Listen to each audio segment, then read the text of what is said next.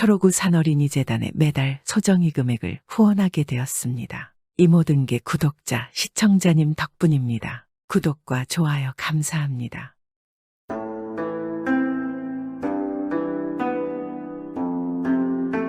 옛날 옛적에는 여인이 혼인을 하게 되면 1년에서 3년 정도는 친정에서 살다가 시댁에 들어가게 되었습니다.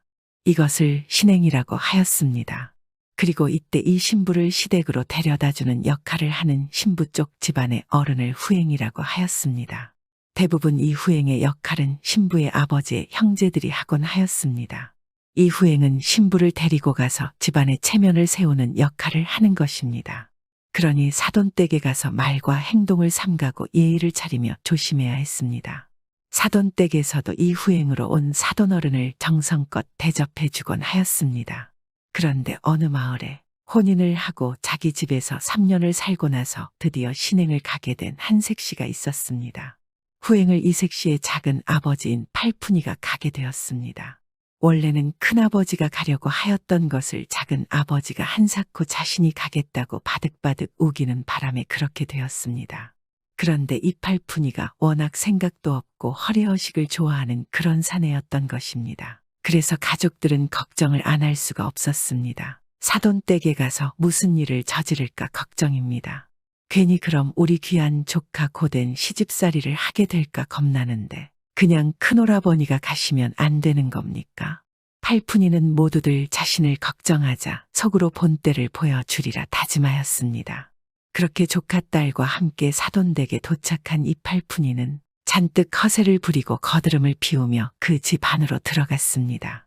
안녕하시오. 사돈댁 계십니까? 그러니 이 팔푼이를 사돈 집에서 반갑게 맞아 주었습니다. 마침 시아버지 되는 사람이 먼 길을 떠나 있었기 때문에 시어머니 자리에 사람이 나와서 맞아 주었습니다. 어서 오시죠. 먼 길 오느라 시장하셨을 텐데 안으로 드시죠. 그렇게 사돈댁에서 이 팔푼이에게 밥상을 차려주었습니다. 아니 찬이 이게 뭐야? 멀리서 온 손님한테 이런 소박한 상을 내주다니. 에이 참 이 집도 이거 알만하구만.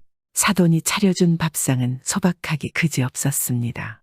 가짓수도 적고 양도 무척 작게 느껴졌습니다. 상다리가 부러지는 대접을 기대한 팔푼이는 몹시 실망하였습니다. 보아하니 이거 아주 인색한 집안이로구만. 우리 조카 이거 시집을 잘못 온 것 같은데. 그렇게 못마땅하게 생각하며 식사를 하기 시작하였습니다. 그리고 이윽고 날이 저물고 밤이 되었습니다. 온종일 사돈댁의 색시를 만나보기 위해 몰려왔던 사람들이 떠나가고 떠들썩하던 집안도 무슨 일이 있었냐는 듯 조용해졌습니다. 남의 집에 손님으로 온 이팔푼이는 할 일이 없으니 방 안 아랫목에 드러누워서 천장을 보고 있었습니다. 심심해라 잠자리가 바뀌니 잠도 안 오고 말이야. 이럴 때 딱 약주 한잔하고 잠들면 아주 좋을 텐데 이거 바깥 사돈 양반이 없으니 같이 대적할 사람도 없고 아이 참 심심하다. 그때 마침 부엌에서 뭔가 맛있는 냄새가 나기 시작했습니다. 이거 아까부터 무슨 냄새지? 아이 맛있는 냄새가 나는데. 이 팔푼이는 코를 쿵쿵거리며 어느새 부엌 근처로 다가가고 있었습니다. 부엌에는 막 음식을 만든 안사돈 어른이 나와서 방으로 들어갔습니다. 이 팔푼이는 부엌 안으로 몰래 들어갔습니다. 부엌에는 정말 많은 음식들이 차곡차곡 채반마다 담겨져 있었습니다. 이 팔푼이는 그것들을 보며 군침을 꿀꺽 삼켰습니다. 모르겠다. 일단 먹고 보자. 아 이거 어차피 나 주려고 만든 것들일 테니 상관없지 않은가?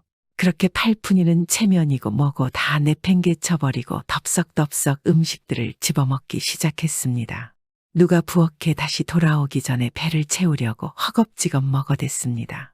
그리고는 마침 옆에 놓여져 있던 술병을 들어 술병째로 벌컥벌컥 마셔댔습니다. 과연 이 맛이로구나. 아이고 좋아. 이제야 살겠다.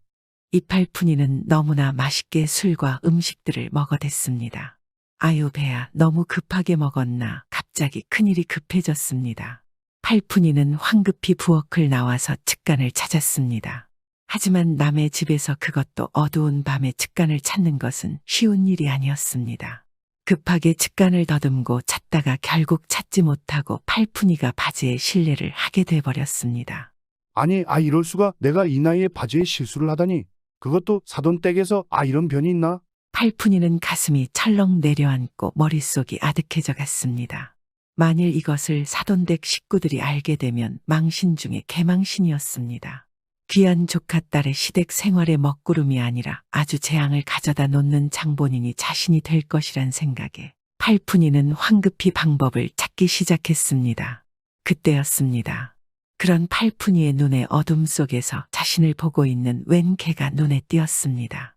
그리고 이 팔푼이의 머리에 비상한 책략이 떠올랐습니다.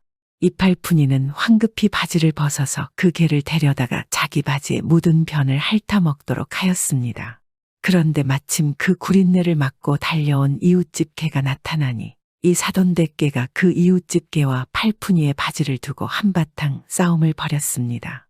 그러더니 이웃집 개가 결국 이 사돈댁 개를 이기고 그 바지를 물고 홀랑 도망가 버리고 말았습니다. 그러니 엎친 데 덮친 격이었습니다. 벌거벗은 채 바지를 찾으러 나갈 수도 없었고 참으로 큰일이었습니다. 팔푼이는 그래도 머리를 써본다고는 밤이 더 깊어지기를 기다렸다가 몰래 안방 문을 살짝 열고 방 안에 벗어둔 바지 하나를 훔쳐냈습니다. 그런데 훔쳐도 하필이면 안사돈의 고쟁이를 훔치고 말았습니다. 하지만 그래도 그거로 어찌어찌 대충 몸을 가릴 수 있었으니 다행이었습니다. 꼴은 말이 아니었지만 어떻게 잘하면 티나지 않게 넘어갈 수 있을 듯 하였습니다. 그렇게 밤을 잘 넘긴 팔푼이는 다음날 아침, 차려진 아침 밥상을 보고는 깜짝 놀랐습니다. 음식은 저녁상과는 다르게 상다리가 부러지게 차려져 있었고 그 음식들을 담은 그릇들도 아주 비싸고 훌륭한 그릇들이었습니다. 팔푼이는 도자기나 그릇을 보는 눈이 있는 사내였습니다. 그런 그가 보기에도 그 그릇들은 아주 귀하고 값나가는 그릇들이었습니다. 어이구 세상에 이거 100년이나 된 거 아니야? 이 귀한 그릇들을 봐라. 이런 그릇들을 가지고 여기에다가 매일 맛있는 음식을 담아서 먹으면 임금이 부럽지 않겠구나.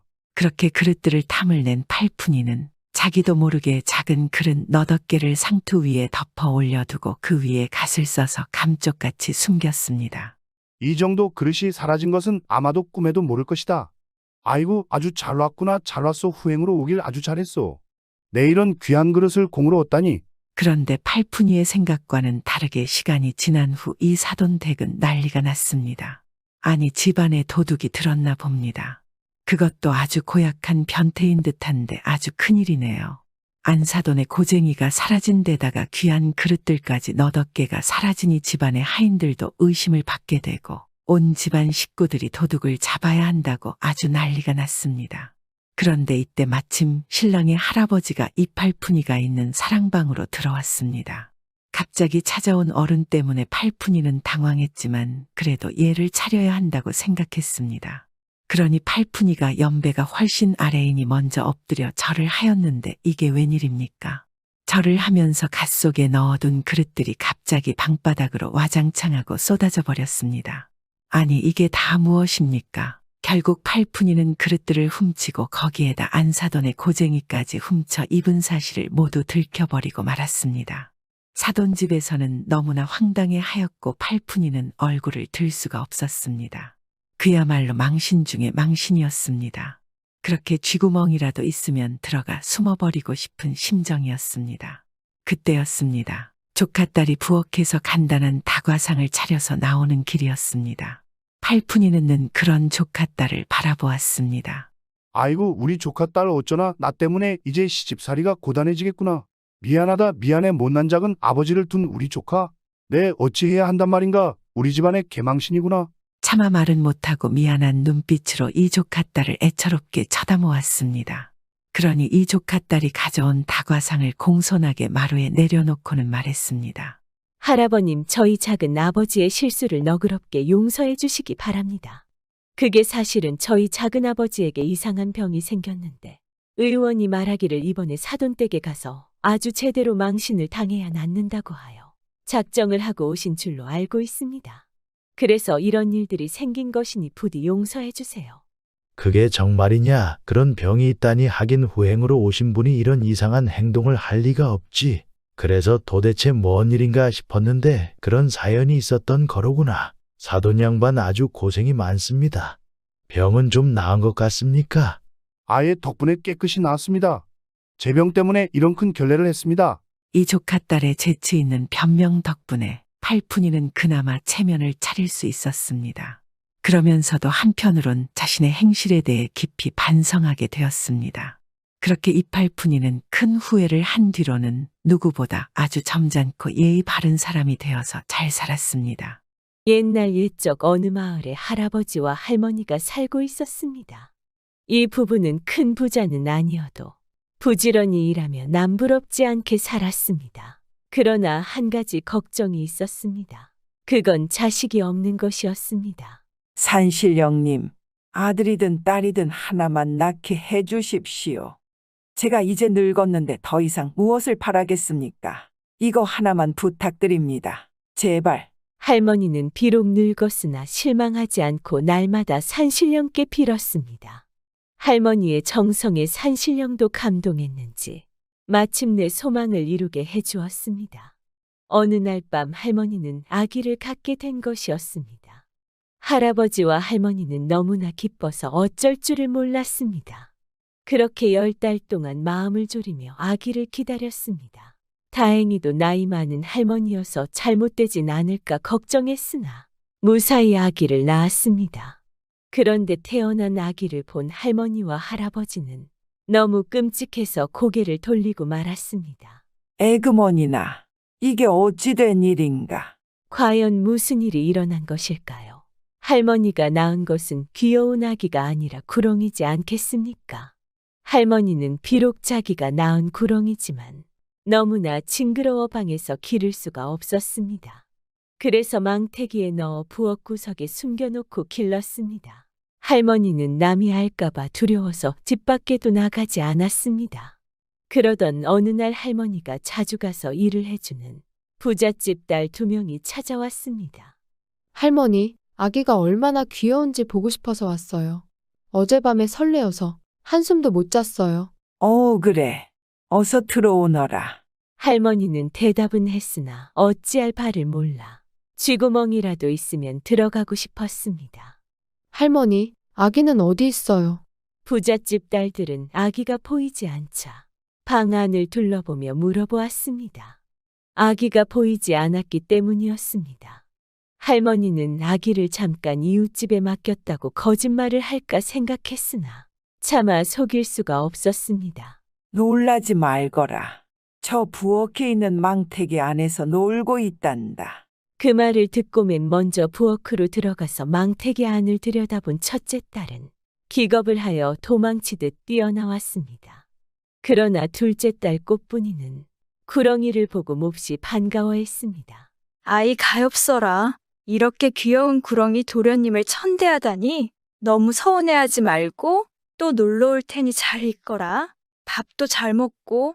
꽃분이는 구렁이의 머리를 쓰다듬어주며 귀여워했습니다. 세월이 흘러 구렁이 아들이 무럭무럭 자라 어른이 되었습니다. 어느 날 구렁이는 할머니에게 말했습니다. 어머니, 저 드릴 말씀이 있어요. 사실 부잣집 둘째 딸 꽃분이를 보는 순간 첫눈에 반했어요. 저 꽃분이에게 장가가고 싶어요. 장가 좀 보내주세요. 그 말을 들은 할머니는 어이가 없어 한숨이 저절로 나왔습니다. 당연히 자신도 보내고 싶지만 어쩔 수 없지 않겠습니까? 기가 막혀 말이 안 나오는구나. 네가 멀쩡한 총각이라도 어림없는 소린데 하물며 부잣집 어른의 귀한 딸을 구렁이인 너에게 시집 보내겠느냐. 하지만 구렁이 아들은 물러서지 않았습니다. 할머니 치맛자락을 붙잡고 졸라댔습니다. 어머니, 거절당하더라도 말이나 한번 해보세요. 구렁이 아들은 고집을 굽히지 않고 날마다 간청했습니다. 할머니는 하는 수 없이 부잣집 마님을 찾아가서 청혼을 했습니다. 하지만 결과는 뻔하지 않겠습니까? 마님은 할머니 말에 화가 단단히 나기 시작하여 큰 소리를 내었습니다. 할멈이 단단히 미쳤군요. 내가 그래도 할머니한테 잘해주었건만 어떻게 말도 안 되는 소리를 할 수가 있어요. 귀한 딸을 구렁이 아들에게 시집 보내라니 말이 돼요.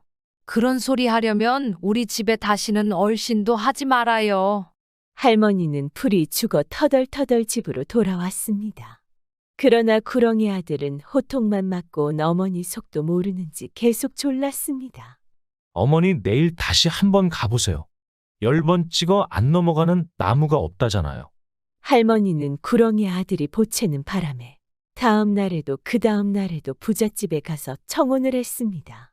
그러자 하루는 부잣집 마님이 장난삼아 딸들을 불러들였습니다. 먼저 첫째 딸에게 물었습니다. 너 구렁이에게 시집 가고 싶지 않느냐? 어머니 농담이라도 그런 말씀 마세요. 그건 말씀하시는 어머니가 너무 서운해요. 첫째 딸이 펄쩍 뛰자 이번에는 둘째 딸에게 물었습니다. 둘째야, 네 생각은 어떠냐? 어머니, 저는 구렁이 총각한테 시집 가고 싶어요.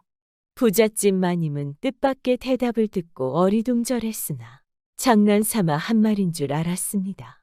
둘째야, 어머니를 놀리려고 거짓말을 하면 되겠니? 너같이 예쁜 애가 구렁이에게 시집 가겠다고. 거짓말이 아니에요. 전 구렁이 총각과 꼭 결혼하고 싶어요. 부잣집 마님과 첫째는 입을 벌린 채 넋이 나간 사람처럼 멍하니 있었습니다. 하지만 둘째 딸 꽃분이의 고집도 구렁이와 다를 바 없었습니다. 한 달이 지나고 두 달이 지나도 부잣집 마님은 꽃분이의 생각을 꺾을 수가 없었습니다. 하는 수 없이 마님은 둘째 딸 꽃분이를 구렁이에게 시집 보내기로 허락했습니다. 어느덧 결혼식 날이 되었습니다. 구렁이와 혼인한다는 소문이 퍼져서 구경꾼이 구름처럼 모여들었습니다. 그러자 구렁이 신랑은 기둥을 하나 세워달라고 부탁했습니다. 그리고는 기둥 끝에 기어 올라가서 신부 꽃분이와 절을 주고받으며 예식을 마쳤습니다. 처음으로 보는 신기한 혼례식을 지켜본 사람들은 구렁이와 사람이 어떻게 한 이불 속에서 살 수 있을까? 고개를 갸웃거리며 돌아갔습니다. 그렇게 우여곡절 끝에 첫날 밤이 되었습니다. 신방에 들어가자 구렁이 신랑은 꽃분이에게 부탁했습니다. 부인, 가마솥에 물을 가득 부어 따뜻하게 데워주시오. 꽃분이는 구렁이 신랑이 부탁한 대로 부엌에 들어가 물을 데워주었습니다. 구렁이 신랑은 바로 가마솥 안으로 들어가 목욕을 하였습니다. 잠시 후 꽃분이는 깜짝 놀라 일어나며 소리쳤습니다. 아, 누구세요? 내 구렁이 신랑은 도대체 어디 간 거지? 목욕을 하고 들어온 신랑은 구렁이가 아니었습니다. 키가 훤칠하고 얼굴이 잘생긴 청년이었습니다. 그러자 잘생긴 청년이 꽃분이를 보며 말했습니다. 놀라지 마세요. 구렁이 신랑이 바로 저랍니다. 자세한 이야기를 해드릴 테니 자리에 앉으세요. 늠름한 구렁이 신랑은 넋을 잃고 서 있는 꽃분이의 손을 어루만지며 말했습니다. 나는 원래 하늘나라 왕자 석삼이입니다. 잘못을 저질러 벌을 받아 구렁이가 되어 땅 위 세상으로 왔습니다. 밤에는 허물을 벗고 사람이 되지만 날이 밝으면 다시 구렁이가 된답니다. 하지만 100일이 지나면 나는 완전한 사람이 되어 당신과 평생 동안 살 수 있습니다. 그때까지는 절대 비밀로 해주세요. 부탁입니다. 꽃분이는 사람이 된 구렁이 신랑의 부탁대로 아무에게도 말하지 않았습니다. 그러나 비밀은 오래가지 못했습니다. 구렁이에게 시집 보낸 것을 안타깝게 여겨 딸이 사는 모습을 몰래 지켜보던 친정어머니 측 마님에게 그만 들키고 만 것이었습니다. 날이 밝자 마님은 꽃분이를 찾아와 야단을 쳤습니다. 구렁이 신랑은 어디에 두고 외간 남자와 한 방에 있다니 도대체 어떻게 된 거냐? 비록 구렁이라도 내 신랑이라는 것을 명심해라. 다시 그런 일 있으면 용서하지 않겠다. 알겠느냐? 어머니 잘못했어요. 근데 사실은 말이에요. 하지만 꽃분이는 어머니를 속일 수 없어 비밀을 털어놓고 말았습니다. 꽃분이가 약속을 어기자 구렁이 신랑은 밤이 되어도 사람이 되지 않았습니다. 그러나 구렁이 신랑은 꽃분이가 자신이 구렁이인데도 시집온 착한 마음씨와 자신에 대한 지극정성의 마음이 흔들려 다시는 약속을 어기지 않는다는 꽃분이의 다짐을 받은 다음 허물을 벗고 진짜 사람이 되었습니다. 그렇게 아침에 잘생긴 신랑 석삼이가 꽃분이 방에서 나오자 온 마을에 소문이 퍼져서 모두들 놀라고 신기하여 야단법석이었습니다. 그러나 꽃분이의 언니는 좋은 신랑감을 둘째에게 빼앗겼다고 배를 꽁꽁 앓았습니다. 어느 날 구렁이 신랑 석삼이는 과거를 보러 서울로 떠나게 되었습니다. 석삼이는 사람이 될 때 벗은 구렁이 허물을 꽃분이에게 주며 말했습니다. 내가 과거에 급제하여 돌아올 때까지 이 허물을 잘 보관해 주세요. 만약에 이 허물이 없어지면 나는 집에 돌아올 수 없게 되니까요. 석삼이는 꽃분이에게 신신당부를 하고 집을 떠났습니다. 꽃분이는 소중한 구렁이 허물을 장롱 속 깊숙이 넣어 두었으나 혹시 도둑이 들까 걱정되어 마음이 놓이지 않았습니다. 그래서 복주머니에 넣어서 늘 치마끈에 매달고 다녔습니다. 하루는 언니가 놀러 왔다가 꽃분이의 치마끈에 찬 복주머니를 보고 물었습니다. 꽃분아, 복주머니에 무엇이 들었기에 늘 차고 다니니? 값비싼 보석인 모양이지. 아니야, 언니. 아무것도 아니야.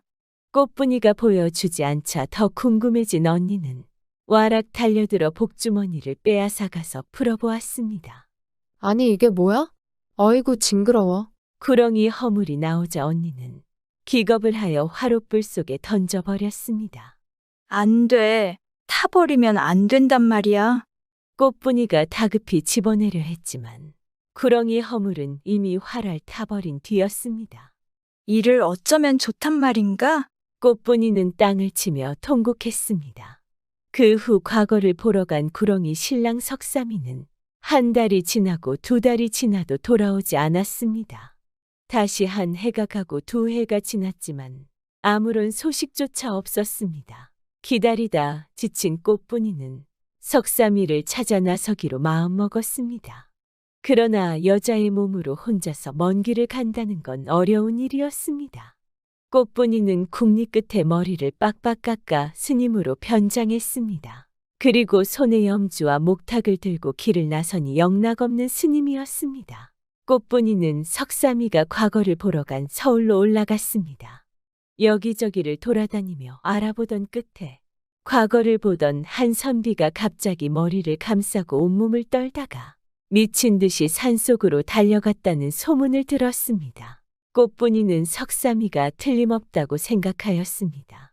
허물이 타는 순간 괴로움을 이기지 못해 그랬을 거야. 꽃분이는 산속으로 들어가 석삼이를 찾아 헤맸습니다. 계속 한없이 찾아 헤매도 아무도 안 보이는 것이었습니다. 그렇게 정처 없이 헤매다가 멀리서 멧돼지 한 마리를 발견하였습니다. 멧돼지는 칡뿌리를 캐고 있었습니다. 멧돼지야, 멧돼지야. 키가 훤칠하고 얼굴이 잘생긴 우리 서방님을 보았니?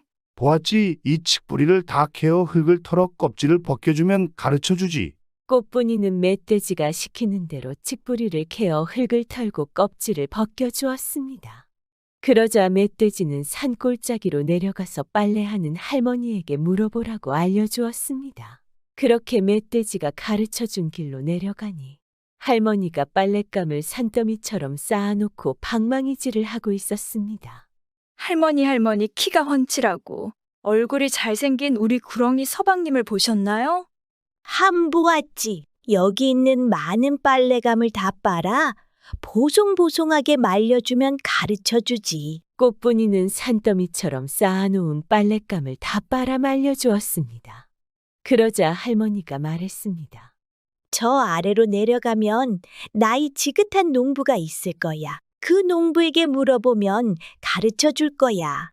그래서 할머니가 가르쳐주는 길로 내려가 보니 나이 지긋한 농부가 논을 갈고 있었습니다. 할아버지. 키가 훤칠하고 얼굴이 잘생긴 우리 서방님 보셨나요? 안 보았지. 이 논을 다 갈면 내가 가르쳐 주지. 꽃분이는 농부가 시키는 대로 했습니다. 그리고 농부가 가르쳐준 길을 따라 한참 가니 학 한 마리가 푸드덕거리고 있었습니다. 다가가서 보니 한쪽 다리를 다쳐 피를 흘리고 있었습니다. 아이 가엾어라 얼마나 아플까. 꽃분이는 옷자락을 찢어 상처를 싸매어 주었습니다. 스님 고마워요. 어서 내 등에 타세요. 꽃분이가 등에 타자 학은 헐헐 날아서 산 중턱에 뚫린 작은 굴 속으로 들어갔습니다. 정말 아름답구나. 꽃분이는 눈이 휘둥그레졌습니다.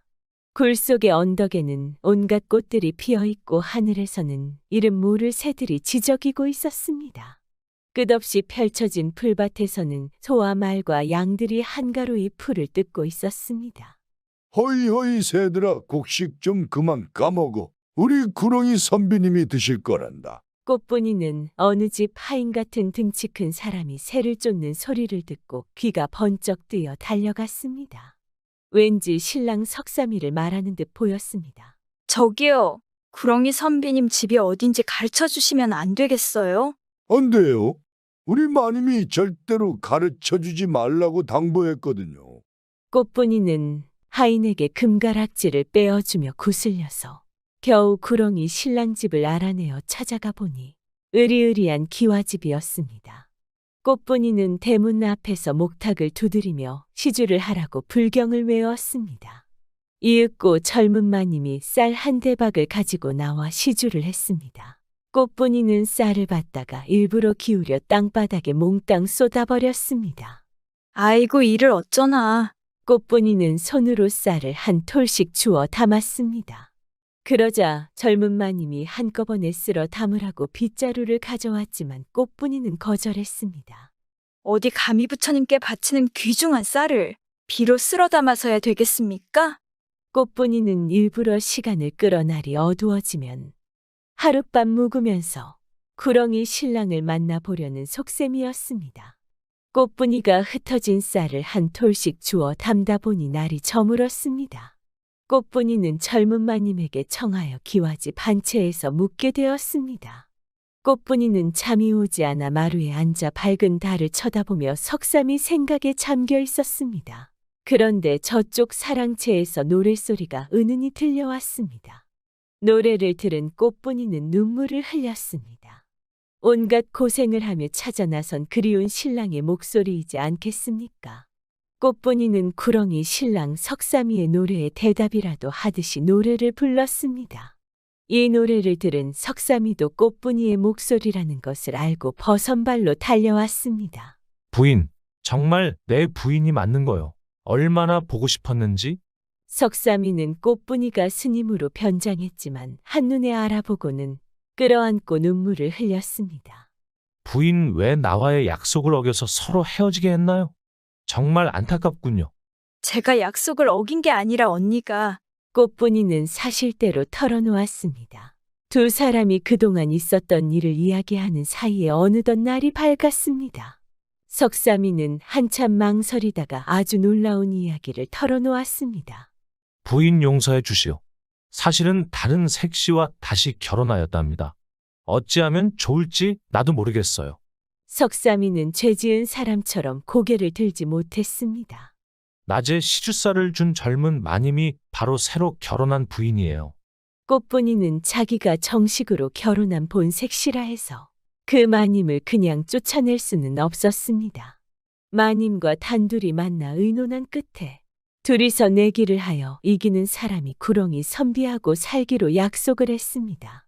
먼저 남학신을 신고 산골짜기 물을 물동에 가득 길어오는 내기를 했습니다.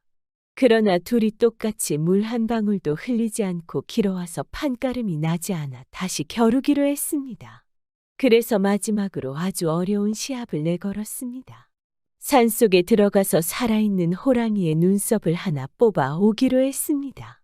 꽃분이는 바로 호랑이들이 있는 산속으로 들어갔습니다. 산속을 여기저기 헤매다녔으나 호랑이는 보이지 않고 저 멀리서 오막살이 한 채가 보였습니다. 꽃분이는 호랑이가 있는 곳을 물어보려고 안으로 들어갔습니다.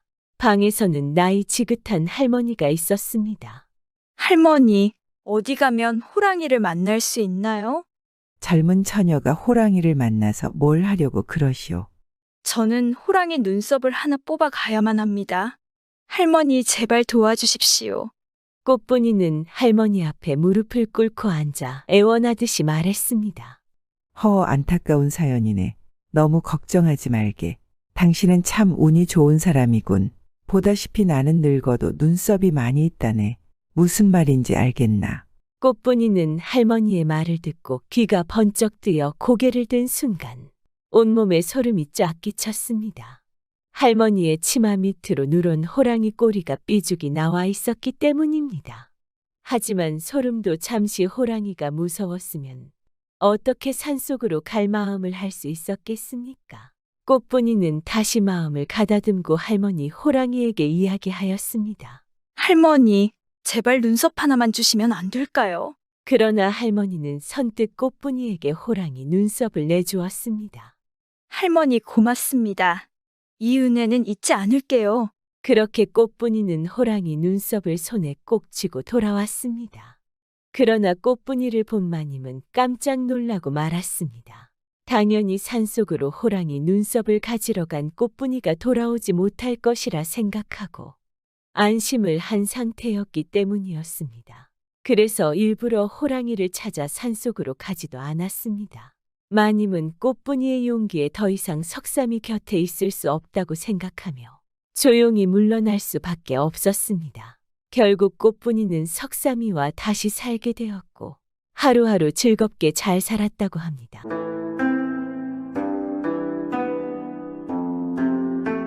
이번 이야기는 개가천선이라는 말이 어떤 것인지에 대한 이야기입니다. 오늘도 즐겁게 봐주시면 감사하겠습니다. 조선시대에 송당선생이라는 유명한 유학자가 있었습니다. 그는 밀양박씨로 양녕대군의 외손자요. 이조참판 박수종의 아들로서 중종대왕 시대의 벼슬이 병조참판에까지 이르러 한참 동안 서슬이 푸르게 무의를 떨치고 죽은 뒤에는 이조판서 종직의 문목공이라 시호까지 내리고 또 의학과 문학에도 상당한 조예가 있어 가히 문무겸전의 호걸라마로 이름이 당시에만 유명할 뿐만 아니라 몇백 년을 지난 지금까지도 아는 사람이 많게 되었지만 그러나 실상은 그는 젊었을 때에는 한량에다 개망난이었습니다. 글이란 것은 꿈에도 한번 읽어볼 생각도 하지 않고 날마다 말 달리기와 활 쏘는 것으로 일을 삼고 그렇지 않으면 여러 무례한들과 유곽을 돌아다니며 방탕하게 놀거나 그렇지 않으면 노름판으로 가서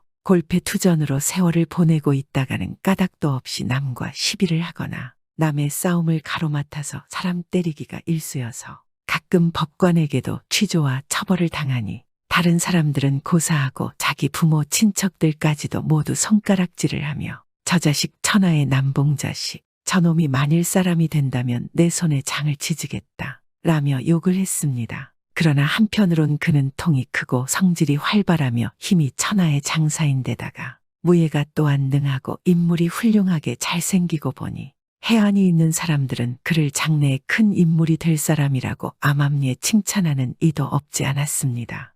그리고 원래 집안이 좋은 까닭에 일찍이 무과급제를 하고 서울에 올라와서 선전관 벼슬을 다니게 되었습니다. 선전관이라 하면 누구나 잘 아는 바와 같이 무관 중에 가장 복색이 좋고 호화스러운 벼슬이라 아무리 못난 인물이라도 호걸나마같이 보일 수가 있거늘 그러한 복색을 하고 지나가니 누구나 가던 길을 멈추고 한번 다시 바라보지 않을 이가 없었습니다. 그 중에도 호기심이 많은 여자들은 그를 한 번 보면 첫눈에 반해버렸습니다. 한 번은 그가 말을 타고 당당한 풍채와 복색으로 집으로 향하고 있었습니다. 한양 안 밖으로 달려 돌아다니다가 날이 저물어가는 판에 한양 동문을 지나려니까 한 어여쁜 여자 하나가 담장 뒤에서 소복을 하고 담 모퉁이에 섰다가 그가 지나가는 것을 보고는 언제 보았던 사람 모양으로 반기는 얼굴로 한번 빵긋이 웃으며 추파를 보냈습니다. 원래가 허영심과 풍류를 좋아하던 송담은 갑자기 나타난 여인을 마다하지 않고 눈을 맞추어 자세히 보니 과연 당대의 귀한 미인이었습니다. 여태 많은 기방과 처녀들을 보았지만 이리 어여쁜 색시는 처음인 것입니다. 그는 아무것도 다시 생각할 여지 없이 당장에 유혹이 되어 그만 말에서 내려서 말과 하인은 먼저 돌려보내고 단신으로 여자의 뒤를 따라갔습니다. 그 여자는 앞장서서 이 골목 저 골목으로 끌고 들어가더니 마침내 마을과 따로 떨어져 있는 큰 기와집으로 들어가는데 그때는 어두컴컴한 밤이 되어 어디가 어디인지 방향을 잘 분간할 수가 없었습니다. 그 여자는 송담을 인도하여 내실로 들어가니 내실은 음침하기가 짝이 없고 그 실내에는 다른 곳에서 보지 못한 이상한 기구가 여기저기에 흩어져 있고 피비린내 같은 불쾌한 냄새가 코를 찔렀습니다. 아무리 용감 대담한 송담이라도 집안은 돌아볼수록 의심이 생기고 무서운 생각이 나서 그만 머리끝이 쭈삣쭈삣하고 몸에 소름이 끼치는 중에 아까까지도 위험한 자태로 사람을 유혹하던 여자는 벼랑간 얼굴에 수심이 가득하며 구슬 같은 눈물이 줄줄 흘렀습니다. 송담은 이상하게 여겨 여자에게 물었습니다. 이 집이 누구의 집이고 또 너는 무슨 까닭으로 오느냐. 그리고 이 집은 온통 살기가 있구나. 너는 어찌 이런 집에서 살고 있는 것이야. 너의 가족들은 모두 어디에 있는 것이냐. 여자는 손짓으로 하며 아무 말도 하지 말라고 하고 송담에게로 바짝 다가와서 귀에 대고 가만히 가는 목소리로 이 집은 제 집이 아니라 큰 강도의 소굴인데 저도 본디 한양의 양반집 교수로서 외출을 하였다가 불행히도 이 도적놈에게 잡혀와서 강제로 괴수놈에 첩이되어 다만 그놈하고만 살 뿐 아니라 날마다 그놈의 학대에 이기지 못하여 그놈의 지시대로 오늘과 같이 이 문 밖에 나아가서 내 양심에 허락지 않은 수단 방법을 써가며 오고 가는 행인 중에 여간 돈푼이나 있을 것 같은 행인을 꾀어서 이놈의 집으로 와서 죽이고 가진 재물을 빼앗기로 이를 삼는데 제가 오늘은 당신을 여기로 데려온 것입니다. 용모풍채를 본즉 남보다 기골이 장대하여 이런 데서 헛되이 죽을 사내가 아닐 것 같았습니다. 이러한 사정을 다 말씀하는 것은 도련님이 무슨 재주를 부려서라도 이 사지에서 저를 벗어나게 하시고 또 미천한 생명까지도 구해주시면 죽어서라도 백골난망이 오며 은혜를 보답하겠나이다. 오늘 만약 당신의 목숨이 사라진다면 저 또한 따라서 저 세상으로 갈 것입니다. 더 이상 이렇게 살 수는 없습니다. 부디 저를 도와주십시오. 송담은 말을 듣고 크게 놀라서 즉시 장검을 빼어들고 도적의 동정만을 살피고 있었더니 과연 시간이 흐르니 방 위층에서 무슨 소리가 들리고 또 여자를 부르는 소리가 나더니 천정반자가 열리면서 공중으로부터 큰 밧줄 하나가 내려왔습니다. 그것은 물론 보통 때 같으면 의뢰의 여자가 남자를 꿰어서 술을 취하도록 먹여놓거나 그렇지 않으면 사내들이 방심하고 있을 터에 방해 들인 사람의 목을 매달아 죽이고 재물을 빼앗는 것이겠지만 그때만은 여자가 송담을 믿고 그런 사정을 미리 말한 까닭의 송담은 먼저 정신을 차리고 대비하고 있던 터인지라 그것을 보고는 크게 소리를 치고 칼로 줄을 끊어버리고 발길로 방벽을 힘껏 차니 벽력 같은 소리가 나며 벽이 일시에 다 무너졌습니다. 송담은 한 손으로 칼을 휘두르며 여자를 어깨에다 들쳐업고 마을로 뛰어나섰습니다. 도망가는 송담 앞에는 두어 길이나 되는 큰 담이 막혀 있었고 뒤에는 장대한 도적놈들이 쫓아나왔습니다. 그때 그의 위험한 것이란 참으로 위기일발이어서 웬만한 사내 같으면 자리에서 꼼짝달싹 못하고 죽었을 것입니다. 그러나 그는 원래가 날쌔고 무예가 뛰어난 타세 등에다 여자를 업고도 조금도 거북한 기색이 없이 빠르게 몸을 솟아서 높고도 높은 담을 뛰어넘으니 도적들은 감히 뒤를 쫓지 못하고 다만 칼을 던져서 그를 향해 치니 그 칼은 다행히 송담에게는 맞지 않고 그가 입은 융복의 뒷자락을 맞춰서 몽땅 끊어졌습니다. 송담은 그런 줄도 모르고 집에 돌아와서야 비로소 자기의 옷자락이 그렇게 끊어진 것을 보고 새삼스럽게 무서운 생각이 나서 온몸에 벼랑간 소름이 끼치고 등골에 진땀이 쭉 흘렀습니다. 한참 동안 정신을 차리고 숨을 돌린 다음에 송담은 군사들을 황급히 소집했습니다. 군사들이 모이자 송담은 말했습니다. 내 한양에 이런 도적놈들이 있을 줄 몰랐다. 어찌 임금님이 사시는 이곳에 이런 흉악한 놈들이 있는 것인가. 내 이놈들을 모두 잡아들여라. 그리고 만약에 반항을 한다면 망설임 없이 모두 처치하거라. 그러니 군사들은 빠르게 움직여서 한양의 사대문을 지키고 도적대 놈들을 잡으러 다녔습니다. 하루도 안 걸려서 도적대를 다 잡아들였습니다. 그리고 도적대의 소굴에서 억울하게 죽은 많은 사람들의 유골을 발견했습니다. 그리고 놈들이 빼앗은 많은 재물 또한 모두 회수했습니다. 잡혀온 도적대 놈들에게 송담은 말했습니다. 내 이놈들 아무리 살기가 힘이 들지언정 사람의 목숨을 해하다니. 나도 소실적에 썩 좋지 못한 한량이었지만 그래도 사람의 목숨을 귀히 여겼다. 그러나 너희들은 사람의 목숨을 하찮은 재물보다 못하게 생각하는구나. 그렇게 말하고 송담은 모두 관아에 넘겨 처형당하도록 했습니다. 그리고 도둑소굴에서 구한 여자에게 음식도 먹이고 옷도 새로 주어서 본집으로 돌려보내려 했습니다. 그러자 안악이 송담을 보고 청하는 것입니다. 나으리 저는 이미 죽은 몸이라 다름없습니다. 저를 거두어서 나으리 곁에 있게 해주십시오. 평생 은혜를 갚는 마음으로 나으리를 보필하겠습니다. 부디 제 청을 들어주십시오. 안악의 말에 송담은 뭔가를 생각했습니다. 예전 같으면 이렇게 어여쁜 색시를 첩으로 두었을 것인데 송담은 그러지 않았습니다. 아니요. 당신은 부모님이 기다리는 집으로 가시오. 얼마나 많은 시간 동안 당신을 기다리고 있지 않겠소. 그리고 집에 가서는 이곳에 있던 어떤 이야기도 하지 마시오. 그리고 좋은 배필을 만나 혼인하여 잘 사시오. 송담은 그렇게 여자를 본가로 돌려보냈습니다. 자기도 그 길로 선전관을 사직한 다음에 고향인 경상북도 선산으로 돌아가서 다시 글 공부를 하기로 크게 결심하고 맹서하여 당시 마을에서 학자로서 유명한 신당 정봉 선생의 문화에 가서 무릎을 꿇고 열심히 공부하니 불과 3년 만에 방탕호협하던 송담의 기질이 변하여 침착하고 온유하게 되고 따라서 학문도 가히 괄목상대하여 크게 진취되어 필경 큰 유학자가 되고 또 그는 평생에 자기의 앉은 자리 옆에다 전날 도적의 칼에 맞아 찢어진 융복을 걸어두고 항상 자손과 제자에게 보이고 훈계하였습니다. 막상 자신이 죽음의 앞에 이르러서는 지금 무엇이 중요한지 깨달은 것 말입니다.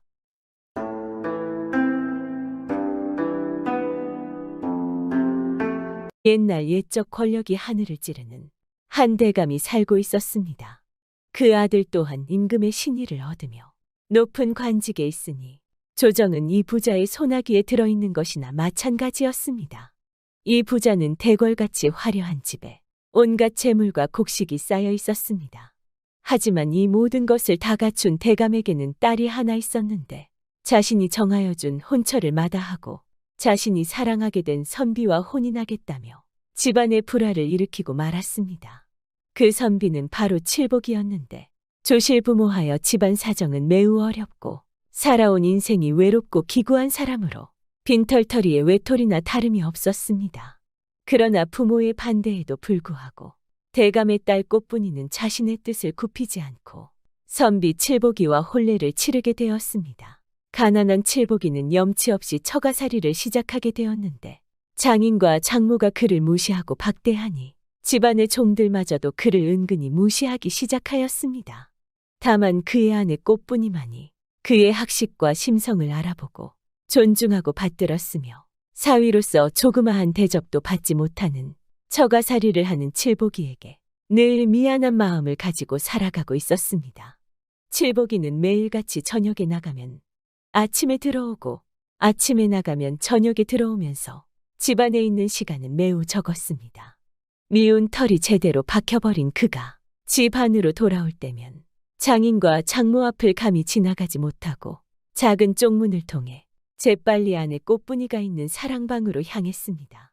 꽃분이는 그런 남편 칠복이가 안쓰러워 언제나 문에 기대 칠복이를 기다리고 있다가 그를 모시고 방으로 올라갔으며 여종을 대신해 직접 밥상을 준비하였습니다. 하지만 집안에서 하도 구박을 주는 처지라 나물 몇 접시만 반찬으로 내놓을 수밖에 없었습니다. 서방님, 찬이 나물 몇 가지라 정말 죄송해요. 어머니께서 아직 저에 대한 미움이 가시지 않으신 것 같아요. 저 때문에 이렇게 귀한 서방님이 이런 천대를 받게 되다니 정말 속상해요. 하지만 칠복이는 꽃분이가 차려준 밥과 찬을 맛있게 먹으며 이야기하였습니다. 부인, 그런 말씀하지 마시오. 이렇게 못난 사위를 거두어 주시는 것만으로도 늘 황송할 따름이오. 기름진 음식은 몸에 좋지 않고 이리 쓴 나물들은 몸에 좋은 것이니 내 어찌 만족하지 않을 수 있겠소. 남의 집에서 밥을 얻어먹는 처지에 이만하면 분에 넘치는 대접이니 부인은 크게 신경 쓰지 마시오. 칠복이의 말을 들은 꽃분이는 고마움과 미안함 감정이 동시에 오는지라 칠복이를 보고 눈물을 흘리지 않을 수 없었습니다. 그러던 어느 날 칠복이가 밤이 늦어서야 집에 들어오게 되었는데 꽃분이의 모습이 보이지 않았습니다. 그는 무슨 일이 생긴 것인가 홀로 고민하며 마루에 걸터 앉아 있는데 뒤에서 살금살금 조용히 꽃분이가 다가오고 있었습니다. 부인, 집안에 무슨 일이라도 생긴 것이오.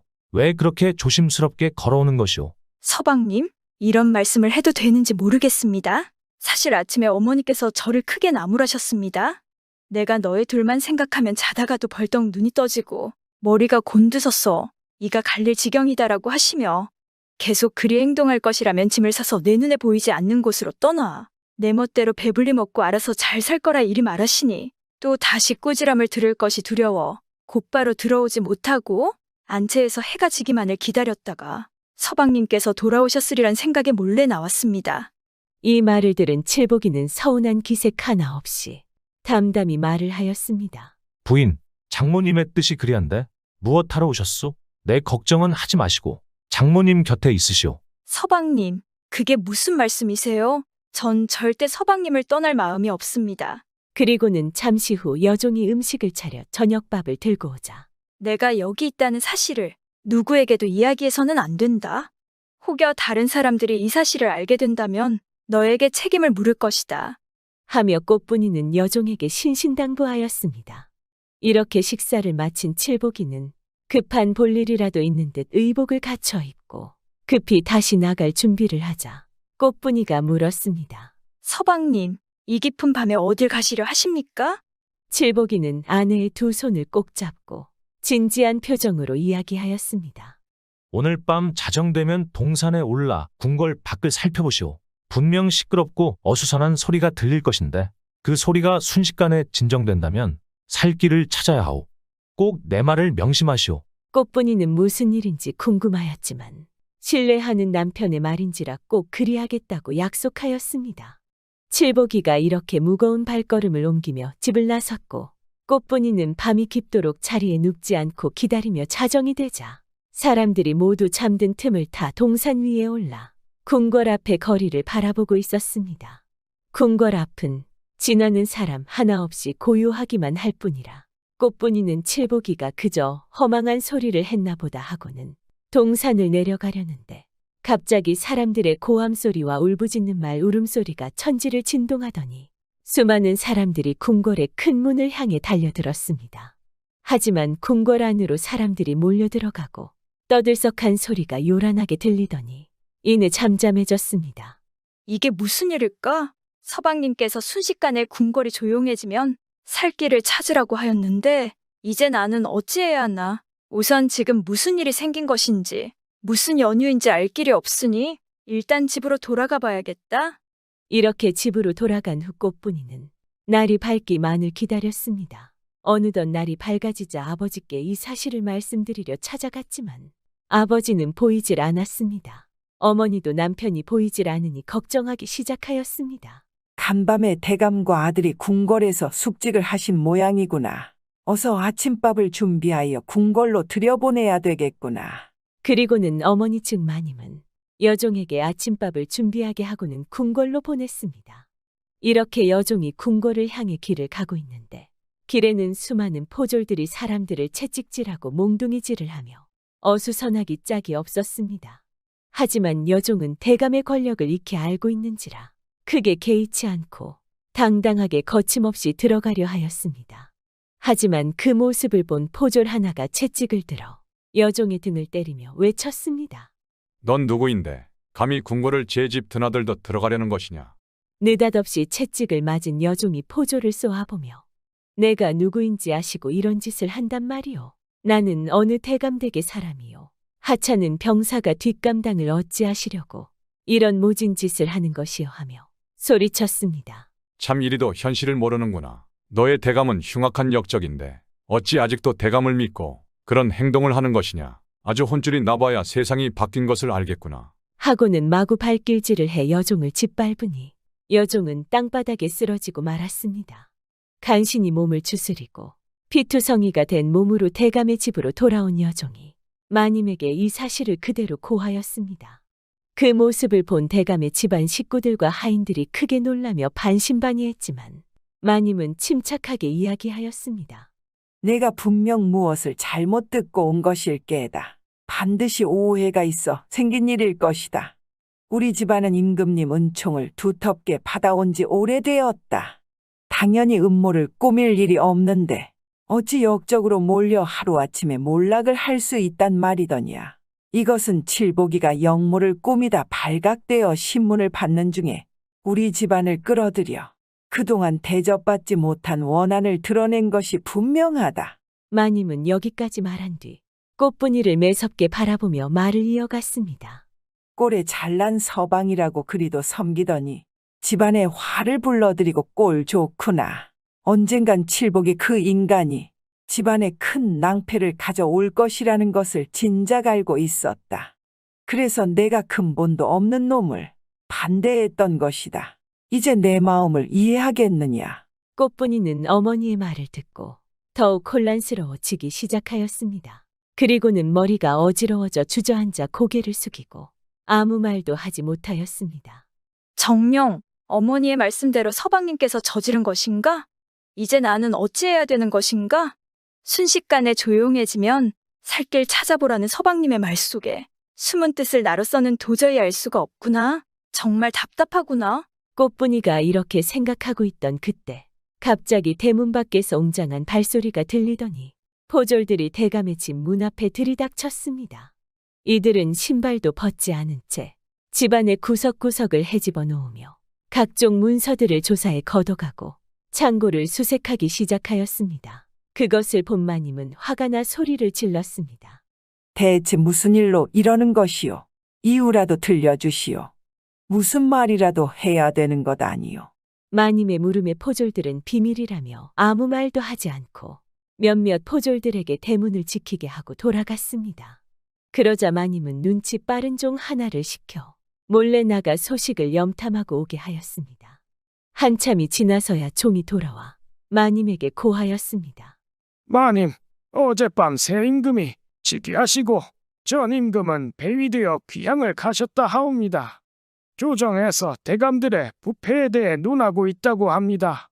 소인의 생각에 대감께서도 큰 화를 면하지 못하셨으리라 짐작되어 자세히 살펴보았습니다. 하지만 이미 대감과 도련님께서는 곤장을 맞아 모습이 말이 아니었고 오늘 안으로 큰 형벌을 받는다 하옵니다.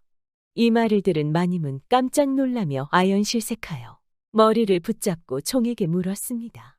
이게 정말 사실이란 말이냐? 그럼 우리 식구들은 어찌 된다는 것이냐? 종은 눈물을 흘리며 흐느끼는 목소리로 마님에게 다시 고하였습니다. 마님과 아가씨는 가련하게도 모두 감옥에 들어가실 것이고 소인들 또한 어느 곳으로 가게 될지 모릅니다. 종의 말을 들은 마님은 정신을 잃고 자리에서 쓰러지고 말았습니다. 온 집안의 식구들은 늙은이고 아이고 할 것 없이 모두 통곡하며 마님을 따라 주저앉았습니다. 정신을 잃고 쓰러진 마님이 하인들의 부축을 받고 간신히 정신을 차리자 종은 다시 마님에게 이야기하였습니다.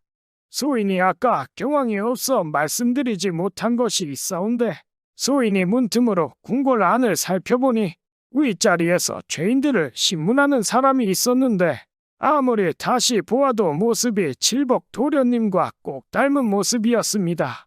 애끼 이놈, 이 세상에 닮은 사람이 한둘이겠느냐? 인간이 어찌 갑자기 하루아침에 그 높은 곳에서 죄인을 신문한단 말이더냐? 말도 안 되는 소리는 집어치워라. 이 말을 들은 꽃분이는 어머니의 말을 끊고 종에게 말하였습니다.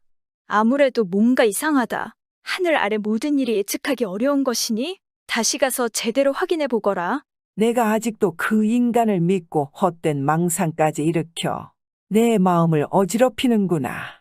넌 이 상황에도 그 인간을 생각하는 거냐? 마님, 소인이 다시 가서 확실히 알아보겠습니다. 만일 그 사람이 칠복 도련님이 아니면 그만이지 않겠습니까?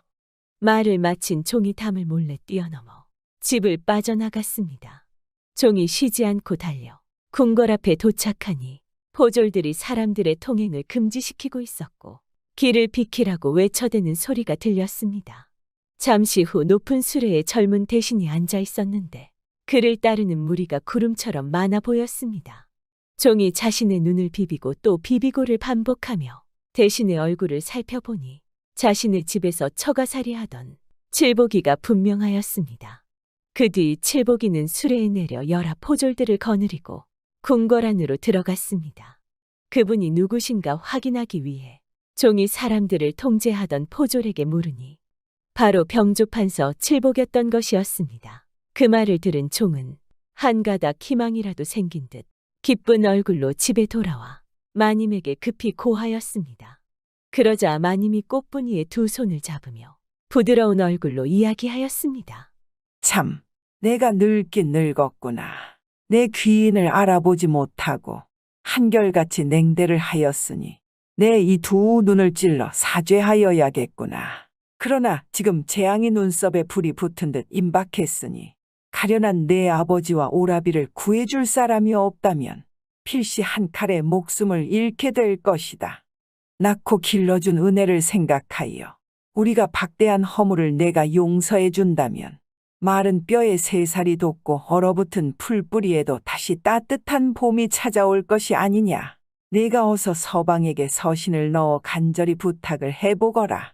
어디 부부의 인연이 보통 인연이겠느냐. 분명 냉정하게 거절하지는 못하지 않겠느냐. 서방님이 이렇게 높은 자리에 있는 걸 알면서도 아버지와 오라버니를 구해달라 청하지 않는다면 저 역시 목숨을 내놓아야 할 것입니다. 바로 서방님에게 서신을 보낼 테니 어머니께서는 부디 걱정하지 마세요. 꽃분이는 바로 붓을 들어 짤막한 내용의 편지를 썼습니다. 하지만 내용은 어머니가 바라는 내용과는 많은 차이가 있었습니다. 수첩이 지금까지 죽지 않고 구차하게 밥을 먹고 숨쉬며 살아가는 이유는 제가 죽고 나면 당신이 더욱 쓸쓸해져 위로받을 곳 하나 없어질까 심려되어 그리한 것입니다. 신중히 생각을 하여 오늘 이렇게 당신에게 제 심정을 전합니다. 옛날에 외롭고 쓸쓸하던 고된 삶이 사라지고 이제 스스로를 일으키셨으니 저는 이제라도 당신에게 누가 되지 않으려 합니다. 그런데 저희 운명은 당신의 운명과는 반대로 참혹한 화를 면치 못할 것 같사옵니다. 저는 제 생명을 아버지와 함께하기를 굳게 맹세하였으니 이승에서의 우리의 인연은 이미 뜬구름이나 흐르는 물과 같이 멀리 흘러가게 되었습니다. 제가 마지막으로 드릴 말씀이 있습니다. 항상 가난했던 자신을 잊지 마시고 더 높은 자리에 오르시더라도 고달프게 걸어다니던 시절을 기억하십시오. 비단 옷을 입고 다니더라도 솜옷 입던 추운 겨울날을 잊지 마시고 항상 아프지 말며 백성들에게 존경받는 서방님이 되시길 진심으로 응원하겠습니다. 이렇게 눈물을 흘리며 글을 마친 꽃분이는 종에게 편지를 주며 서방님에게 빨리 전하라 명하였습니다. 관아에서 의젓이 앉아 이를 보던 칠복이는 천천히 아내의 편지를 읽으며 내용을 정독하더니 이내 감격하여 눈물을 흘리기 시작하였습니다. 그는 다음 날 바로 임금 앞에 엎드려 아뢰었습니다. 아뢰옵건대 소신의 모든 직위를 내놓겠사오니 부디 저의 조강지처를 살려주시옵소서. 임금이 눈물로 호소하는 칠복이에게 까닭을 묻자 칠복이는 그간의 모든 일을 하나하나 빠짐없이 아뢰었습니다. 임금은 감동한 얼굴로 한참을 고민하더니 칠복이의 장인과 처남의 형을 중단하고 귀양을 보내라 명하였습니다. 또한 칠복이의 능력을 누구보다도 잘 알고 있는 임금은 칠복이의 병조판 서직을 그대로 유지하게 하였습니다. 그 후 칠복이는 백성들의 고충을 잘 이해하며 하나하나 악의 무리들을 처단하기 시작하였고 온 백성들은 그를 존경하지 않을 수 없었습니다. 또한 칠복이는 자신에게 모질게 했던 장모를 용서하고 꽃분이와 함께 장모님을 모시고 행복하게 살았습니다.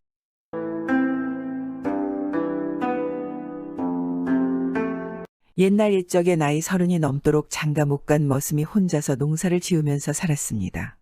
하루는 이 머슴이 논에 가서 김을 매는데 일을 하면서 생각해보니 제 신세가 참 한심하고 처량하단 말입니다. 허리가 휘어지도록 일을 해도 가을 거지를 해놓으면 땅 주인들이 반 넘어 걷어가 버리니 남는 게 없고 그러니 해마다 살림은 쪼들리고 게다가 가난해서 장가도 못 가고 사는 처지를 생각하니 절로 한숨이 나오거든 말입니다. 그래서 혼잣말로 중얼거렸습니다. 이 농사지어서 누구랑 같이 먹고 사나? 하고 흥얼흥얼 신세 한탄을 했습니다. 그랬더니 어디서 나랑 같이 먹고 살지 하는 소리가 들리지 뭡니까? 사방을 둘레둘레 둘러보아도 아무도 없는데 그 참 이상하다 하고 한 번 더 중얼거렸습니다. 이 농사지어서 누구랑 같이 먹고 사나? 했더니 또 나랑 같이 먹고 살지 한단 말입니다. 도대체 누가 숨어서 그러나 하고 소리 나는 쪽으로 가봤습니다.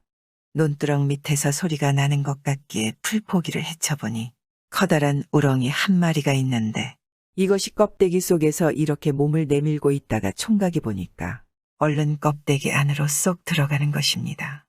그게 마치 부끄러워서 그러는 것처럼 보이는 것입니다. 총각은 그 우렁이를 집에 가지고 가서 농 안에다 넣어뒀습니다. 그래놓고 그 이튿날 논의를 하다가 점심을 먹으려고 집에 와보니까 글쎄 방 안에 김이 무럭무럭 나는 밥이 한 상 잘 차려져 있지 뭡니까. 머슴이 아직까지 이렇게 정성 들여 차려놓은 밥상을 받아본 적이 없는지라 꼭단 세상에 온 기분입니다. 뭐가 뭔지 정신이 하나도 없으면서 배가 고프던 참이라 마파람에게는 감추듯 먹어치웠습니다.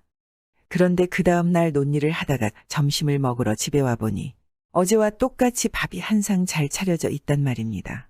그 다음 날도 또 그러는 것입니다.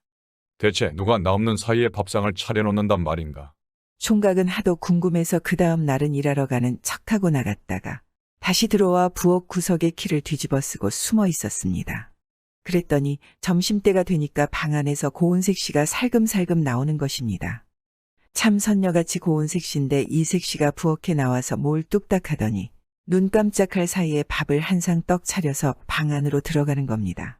문구멍으로 들여다보니까 색씨가 밥상을 방 안에 갖다 놓고 농 안으로 들어가려고 한단 말입니다. 아, 저 색씨가 바로 우렁이 속에서 나온 색씨로구나. 총각은 앞뒤 재고 말고 할 겨를도 없이 얼른 방 안으로 들어가서 농 안으로 들어가려고 하는 색씨를 꼭 붙잡았습니다. 거기 들어가지 말고 나랑 같이 삽시다. 그러니까 색씨는 참 난처한 듯이 사정사정을 하는 것입니다.